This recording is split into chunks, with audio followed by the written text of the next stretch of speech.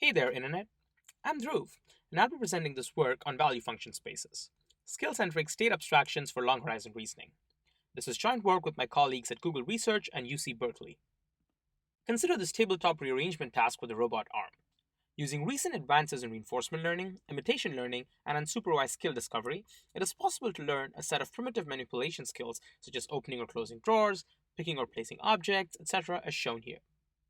But if I ask you to learn goal condition policies for achieving more complex tasks, such as cleaning up a table or restocking the drawer, these simple methods may find it quite daunting. This may be attributed to a combination of long horizon reasoning and dealing with high dimensional observations. In this paper, we address the task of learning suitable state and action abstractions for long range problems like the one discussed above. We posit that a suitable representation for a higher level policy in HRL should depend on the capabilities of the skills available to it. The notion of values in reinforcement learning is closely related to affordances, in that the value function predicts the capabilities of the skills being learned. For the sports reward case, the value corresponds to the discounted return received at the end of the trajectory and is analogous to the probability of success. For any skill, its value function captures two important properties: the preconditions or affordances of the scene and the outcome. Given a finite set of skills, we define a representation Z of ST by stacking the corresponding skill value functions Vi of S to obtain the value function space. This representation can be used downstream in RL tasks for a variety of applications. Consider this toy example of a tabletop rearrangement setup discussed earlier with the task of placing the blue object in the drawer. We have 8 skills corresponding to 8 elementary actions in the environment. The bar plot on the right shows the values of each of these skills, and the graph at the bottom shows the evolution of these values over the course of the task. For instance, when the robot closes the drawer, the value corresponding to the closed drawer skill peaks. Similarly, when the robot picks up the blue box, the corresponding value peaks.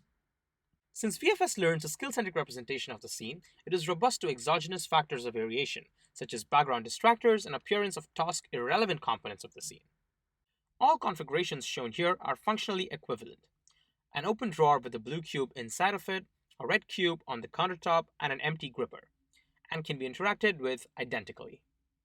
VFS maps these configurations to the same abstract state by ignoring factors like arm pose or additional objects or the background of the drawer.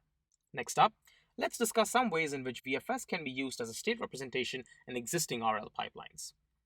We instantiate a hierarchical model-free RL algorithm that uses VFS as a state abstraction and the available skills as the low-level actions.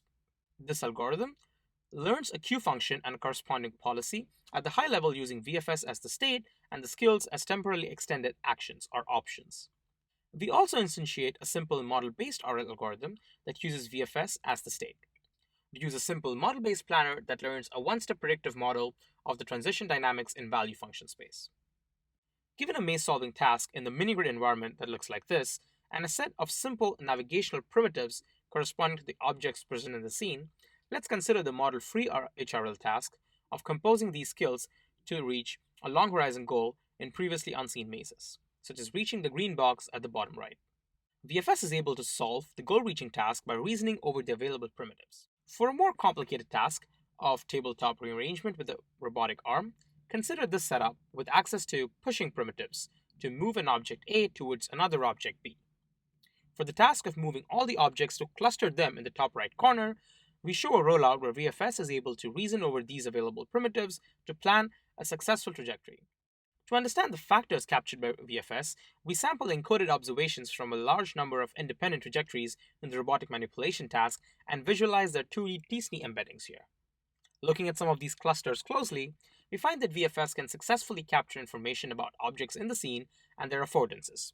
For example, where the sponge is in the robot's arm and can be manipulated. Similarly, here are the clusters with a bowl in the gripper of the robot and a bottle.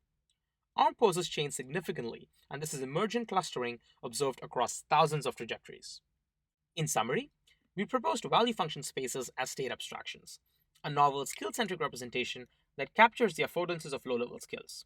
We showed that this representation is compatible with both model-free and model-based policies for hierarchical control and shows significant improvements in long horizon performance and generalization.